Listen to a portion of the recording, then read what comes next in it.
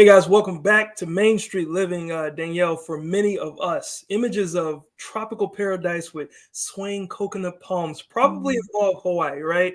And since the Hawaiian Islands are a part of the United States, they seem a little familiar to us, right? That's right, but it's so important to think about it as more than just a vacation spot. We have to learn about its fascinating history and culture. So, Hawaiian cultural practitioner Vincent Iokimo Souza is here with us to give us a little schooling and some fascinating facts. Thanks so much for joining us, Vincent. Velina Miki, aloha, greetings. I am so honored to be here. So, of Aloha, I'm course, missing my lei.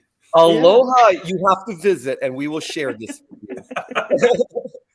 So, of course, we are celebrating AAPI Heritage Month in May, but sometimes you'll notice more letters in that acronym, NH, standing for Native Hawaiian. Why is it so important to make that distinction?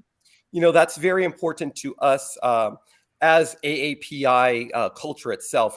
We're very proud as Native Hawaiians to be a part of the AAPI culture. But for so many years, Native Hawaiians have been lump summed into the PI part of that acronym. And although we're very, very honored to be a part, we really are not part of the Pacific Islanders. We have genealogical connections, of course, through our Pacific Island cousins, the Fijians, Samoans, Tahitians, Tongans, et cetera, et cetera. But Hawaii is the most isolated islands in the world, sitting far in the northern Pacific Ocean. And as such, we actually have our own distinct database, if you want to call it that, analytics and everything that goes with it. And under AAPI, we are typically lump summed, as I mentioned, into that. And it wasn't really brought to attention and recognized that we are distinct in our own way, really until the President Barack Obama administration, who recognized that AAPI should really be AANHPI because of our distinctness.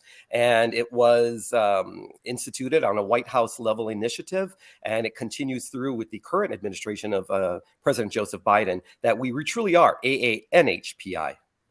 Nice, nice. And, I can certainly appreciate you going in depth with that. And we got so many more questions to ask. So I have to ask this. Can you tell us a couple of interesting pieces of the Hawaiian history and, things that most of us probably wouldn't even know? Sure, absolutely. You've mentioned Hawaii is known as a paradise, a place to visit. However, our history tells us, which wasn't even taught in schools when I was there, Hawaii has its own unique history in the sense that we were once our own sovereign kingdom, our island kingdom. We had a royal monarchy. That history was somewhat whitewashed when our Hawaiian kingdom was overthrown on January 17th, 1893. Sadly, through some assistance of citizens as well as representatives of the United States, we were annexed in 1898 to the United States, became a territory in 1900, and eventually the 50th state in 1959. However, most people think, oh, we're just part of the United States, and they never delve into the true background or history of that. And that is something that we constantly want to share, showing our uniqueness of where we came from, especially as Indigenous people, like so many other Indigenous people throughout the country. Nice. Wow. Nice. Well, speaking of uniqueness, one thing that seems synonymous with Hawaii is hula. And we know that you run a hula school in Las Vegas. Why is hula so important to the Hawaiian culture? Our hula school, Kaʻilihao Hula, has been here in the Las Vegas Valley celebrating 13 years. But my time with hula goes back decades, very important to our ohana, our family, our grandmother, and all of those around us brought us up in the fashion of hula. But I think what best says it is the motto of our last king, King David La'amea Kalakaua. Hula is the language of the heart, therefore the heartbeat of the Hawaiian people. Why is that so? We are an oral tradition. We utilize oli, chant, hula dance to basically perpetuate our culture, to tell our history, to tell our stories, to tell our genealogy, our mo'okuauhau, to carry on all aspects of Hawaiian life. So hula itself, it allows us to preserve and perpetuate who we are as Hawaiian people. Gotcha. So what are some of the important lessons to be learned from hula?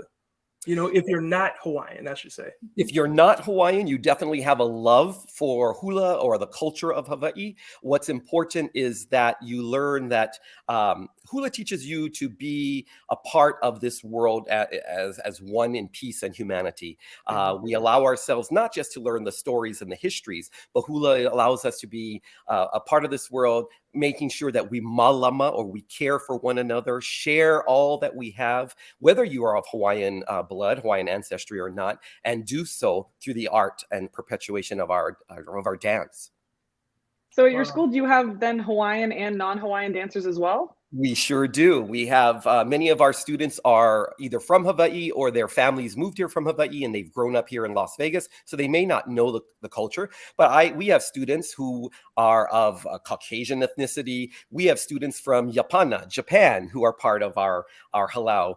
We have students that come to us from all walks of life. And the one main character is, whether you're of Hawaiian blood or not, you love and have respect and honor for our Hawaiian culture and our genealogy as Hawaiians, and the love of Hawaii in itself. Yeah, and I can see your passion is shining through in this interview, but tell us really quickly, like, what do you enjoy most about hula?